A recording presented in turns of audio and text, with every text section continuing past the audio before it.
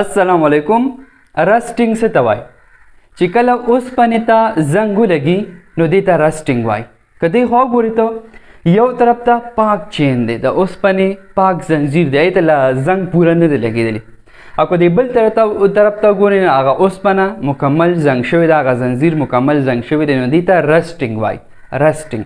اوسپنې ته آیرن وایي. آیرن. نو چې کله آیرن رسټ شي، اوسپنه زنګ شي، نو دې ته رسټینګ وایي. دا به مونږ لیکو څنګه؟ نو که ته وګورې سکرین ته، د رسټینګ لپاره درې څیزونه ضروري دي. څو څیزونه؟ درې. یو خو آیرن یعنی اوسپنه، دویم اکسیجن ګیس، په هوا کې اکسیجن چې کوم ګیس دی، دریم واټر ویپرز یا واټر مالیکیولز یا داسې ویلی شي چې مویسچر چې په هوا کې نمی وي. نو دا درې څیزونه اوسپنه، آیرن، اکسیجن ګیس او واټر ویپرز، دا درې واړه چې رایوځای شي نو د دې نه رسټ جوړ شي. د دې اوسپنې نه بیا پې څه جوړ شي؟ رسټ زنګ پې جوړ شي. که ته وګورې ریاکشن ته، آیرن پلس اکسیجن پلس مویسچر نمی یعنی H2O واټر مالیکیولز یا واټر ویپرز، دا درې واړه چې رایوځای شي نو تاسو سره جوړ شي آیرن اکساید. آیرن اکساید دې ته رسټ وایي. د آیرن اکساید ته رسټ وایي. او دغه رسټ دا ریډش براون وي، داسې سوربخن خړ رنګ وي. که ته د ډایګرام کې ته وګورې دا رنګ چې کوم دی دا داسې سوربخن خړ دی، پوره خړ نه دی، داسې سوروالی دی پکې، سوربخن خړ دی. نو د ریډش براون سیس ته، سبسټنس ته، د ریډش براون ماس ته، دې ته رسټ وایي، زنګ. او دغه پروسس ته، دغه عمل ته رسټینګ وایي. یا چې کومه دا اوسپنه چینج شوله، په دې کې دا تبدیلي راله، نو دې ته رسټینګ وایي. رسټینګ. دا رسټینګ دا یو کیمیکل چینج دی. کیمیکل چینج. د دې نه مخکې مونږ فزیکل او کیمیکل چینج باندې پوره ټاپک ویلی، نور وضاحت درته نه کومه. دا یو کیمیایي تبدیلي ده. سمپل لا چې په دې کې یو نوی سبسټانس جوړ شو، یو نوی سیز جوړ شو، داسې یو تبدیلي چې په هغې کې یو نوی سیز جوړ شي، هغې ته کیمیکل چینج وایي. نو دلته د آیرن نه رسټ جوړ شو، دا رسټ اوس یو نوی سیز دی، دا د آیرن نه بدل دی، ځکه دا آیرن اکساید دی. آیرن اکساید دی. نو دی کیمیکل چینج ده، دې ته رسټینګ وایي. که د علامتونو په شکل کې لیکو نو ته وګوره لاندې ریاکشن ته Fe. Fe دا د آیرن سمبل دی. په کیمسټري کې د آیرن علامت هغه Fe دی، دا د ایلیمنټل یا د ایټم علامت دی. پلس O2 اکسیجن ګیس پلس H2O واټر، دا درې واړه یوځای شو، تاسو جوړ شو FeOR یا Fe2O3. یا به تاسو سره FeO دا جوړي، یا به سره Fe2O3 جوړي. دا دواړه د آیرن اکساید دي. صحیح ده؟ دواړه د آیرن اکساید دي. دا FeO دا فرس اکساید دی، فرس اکساید.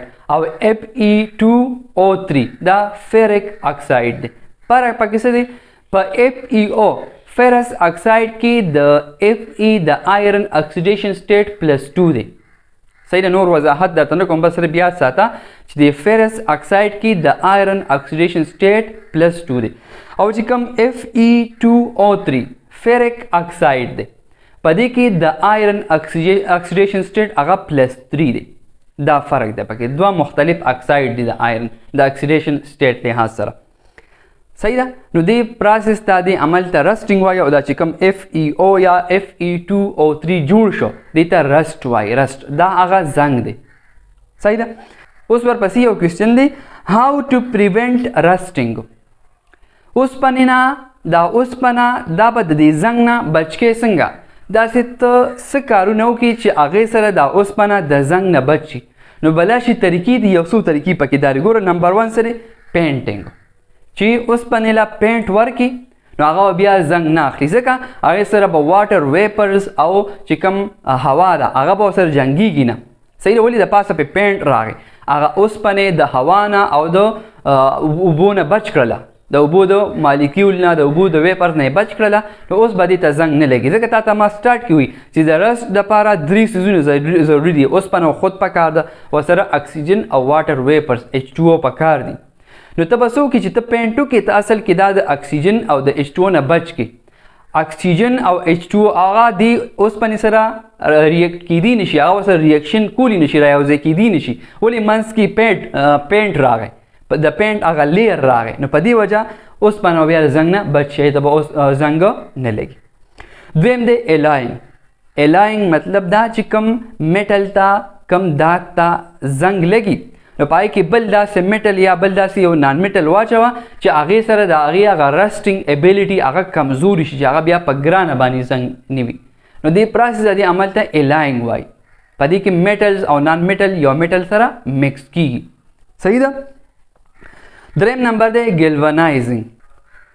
دا ګلونایزینګ پکې دوه پیرې راغلی دی، خو د دې مطلب څه دی؟ ګلونایزینګ مطلب دا دی چې کله ته په یو میټل باندې د زنک کوټینګ ورکې، د زنک لیر پې چړاو کې، نو زنک چې کوم دی د رسټینګ ایبیلیټي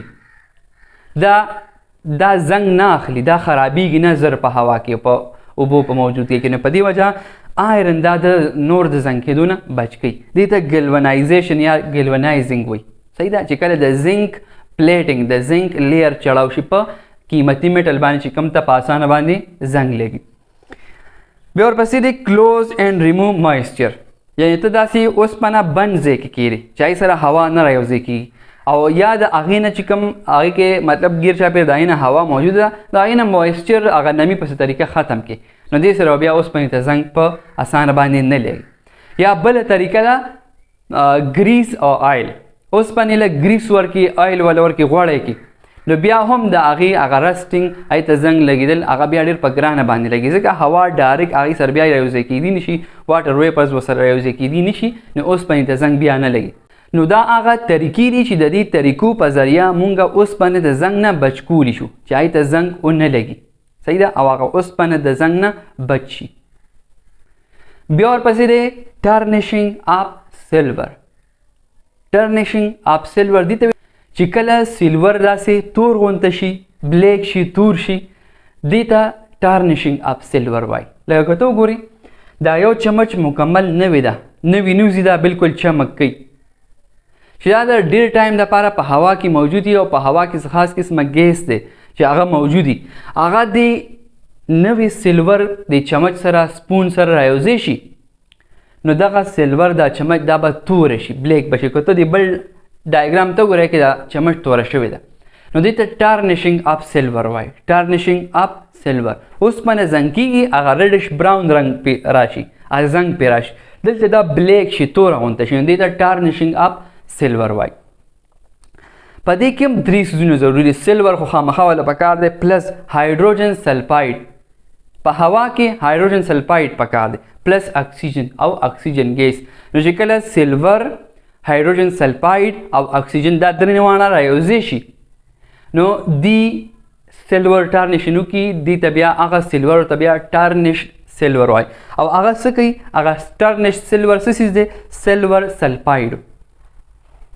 دا سلور توري کې ځکه چې دا د سلور نه څه کنورټ شي، سلور سلفاید ته بدل شي د ریاکشن نه بعد. صحیح ده. نو سلور سلفاید دا ټرنشډ سلور دی، مونږ ته ایرو کړم چې دا یو ټرنشډ سلور دی، پلس واټر، او دې سره اوبه هم جوړېږي، واټر ویپرز. لاندې د سمبل په شکل کې به څنګه لیکي؟ د کیمیکل ریاکشن په شکل کې به داسې لیکي Ag د سلور سمبل دی، علامت دی، پلس H2S. د H2S دې ته هایډروجن سلفاید وایي، هایډروجن سلفاید، پلس O2 او اکسیجن ګیس. دا درې واړه چې رایوځای شي، نو په نتیجه کې په پراډکټ کې جوړ شي Ag2S سلور سلفاید پلس H2O واټر جوړ شي. دا H2S Ag2S سلور سلفاید دا هغه ټرنشډ سلور دی، دا هغه ټرنشډ سلور دی. دلته په دې ریاکټنټ کې چې دا سلور، هایډروجن سلفاید او اکسیجن رایوځای شي، دا هایډروجن سلفاید د مختلف سورسز نه د آلودګۍ په شکل کې دا په دې هوا کې شاملېږي، یعنې دا هوا چې کله آلوده شي په دې کې د هایډروجن سلفاید نور زهریله ګیسونه موجود دي. صحیح ده. نو چې کله پکې دغه H2S هایډروجن سلفاید موجود دي او هوا کې اکسیجن خود یي، دغه څیزونه چې کله دغه کې دا سلور لوښي یا سلور دا د ډېر ټایم دپاره ایکسپوز ښکاره پروت دي، نو د دغه هایډروجن سلفاید هوا د دې په موجودګۍ کې دا سلور دا بدل شي سیلور سلفاید ته او دې ته مونږ ټارنشډ سیلور یا ټارنشینګ اف سیلور ورته وایو. صحیح ده. نو دا زمونږ نننی ټاپک د رسټینګ په باره کې چې رسټینګ څه ته وایي، دا رسټینګ زنګ اوسپنې ته څنګه لګي، هغه کومې طریقې دي چې هغې سره اوسپنه د زنګ لګېدو نه بچ کېږي. بیا هم ورسره ټارنشینګ اف سیلور وایي چې ټارنشینګ اف سیلور څه ته وایي. صحیح ده. او بیا هم پکې دا هم وایي چې کوم دا رسټینګ دی دا هم یو کیمیکل چینج دی، کیمیایي تبدیلی ده، او چې کوم دا ټارنشینګ اف سیلور دی دا هم یو کیمیایي چینج دی، کیمیکل چینج دی. صحیح ده. یعنی دا دواړه د کیمیکل چینج اگزامپلز دي، مثالونه دي. امید لرم چې انشاءالله په لیکچر باندې به 100% پوه شوي. انشاءالله ډېر ژر به په یو نوي لیکچر سره ملاقات کیږي. خوشحال او آباد اوسئ. د لوی الله په امان.